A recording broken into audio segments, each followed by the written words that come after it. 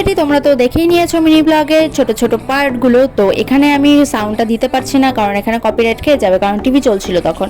যারা যারা দেখোনি তারা তারা মিনি ব্লগটা দেখে এসো, তাহলেই বুঝতে পারবে। আর এখন আমরা যাচ্ছি মেলাতে। যখন আছি তাহলে তো মেলাতে যেতেই হবে, মেলা হচ্ছে শুনছি মাথাভাঙ্গায়। তো সবাই মিলে রেডি হয়ে গেলাম। আর এখন আমি সাউন্ডটা দিতে পারছি না, ওটা আমার বড় ভাগ্নি। আর দেখে কেউ বলবে ওটা আমার বড় ভাগ্নি, আর ওটা হলো ওর ছোটটা।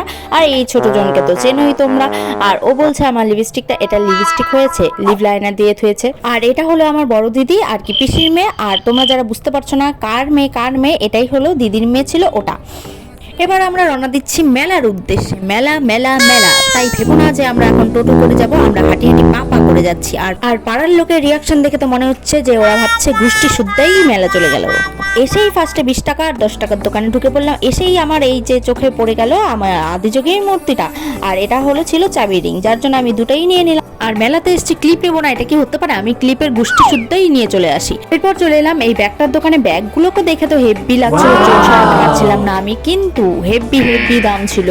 ছেলেটা তো ভাবছিল আমি বিক্রি করবো না, দাম বলবো, কারণ ছেলেটার দাম শুনেই সবাই পালিয়ে যাচ্ছিল। বুনু আর আমি চলে এলাম এই ড্রেসটার দোকানে। আর ড্রেসটার দোকানে কুর্তিগুলো ছিল 200। তো তারপর দেখেই তো বুনু দৌড়ে গেল, কিন্তু ভালো ছিল না।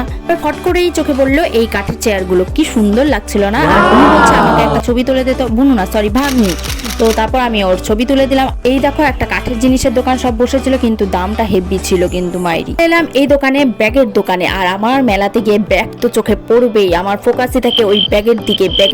আমার চোখের ফোকাসটা ঠিক জায়গায় লেগেছিল। ব্যাগগুলো ছিল হেভি, আমার তো দারুণ লেগেছে ভাই। আর আমার যেটা ভালো লাগবে সেটা আমি 2-3টা নিয়েই নিই। তারপর সেই ব্যাগ দেখে একজনের না দুজনের না সববারই পছন্দ হয়ে গেল। তারপর ছেলেটাকে বলছি এই কালার না ওই কালারটা বের করো। তারপর ছেলেটা ভাবছে যে আদৌ কি এরা নিবে কিছু না নিবে না নাকি দেখছে। তারপর তো ব্যাস কথা কম কাজ বেশি করে সবাই একটা নিয়ে নিলাম। কার কোনটা পছন্দ হয়েছে বলো তো কমেন্ট করো, কিন্তু কালারগুলো কেমন হয়েছে।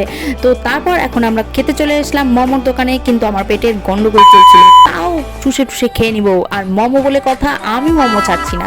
আর হ্যাঁ, কারা কারা মোমো ভালোবাসো সেটা কমেন্ট করো তো, দেখি মোমো লাভার্স কতগুলো আছে। চলো এবার চলে যাই তাহলে নেক্সট ডে। বুঝতে পেরেছি কালকে আমার পেটের অবস্থা খুবই খারাপ ছিল, একজনের পর আরেকজন, যার জন্য কালকে ঘুমাইছিলাম। এই যে ওর বলে হয় নাই, ওরও হয় নাই, কিন্তু আমার অবস্থা খুবই খারাপ ছিল। কালকে সারাদিন ঘুমাইতে গেছি। এখন ভাবলাম যে ওদের বাড়ি আশেপাশটা ঘুরে আসি, কারণ আমি এখন দেখি নাই সবকিছু। খুব ভালো লাগলো, একটু গ্রাম এলাকা এখন দিয়ে আমাদের মতো।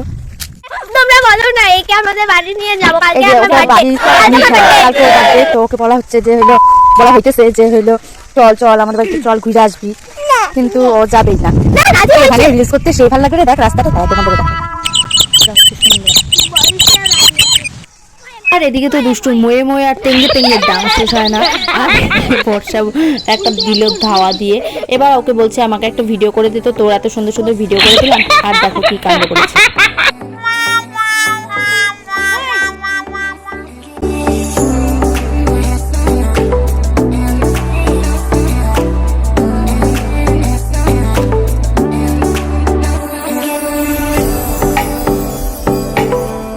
ভিডিও দেখে বুঝলেই তোমরা আমরা বাড়ি চলে যাব আজকে, সবাই মিলে একসাথে চলে যাব গোষ্ঠী শুদ্ধা।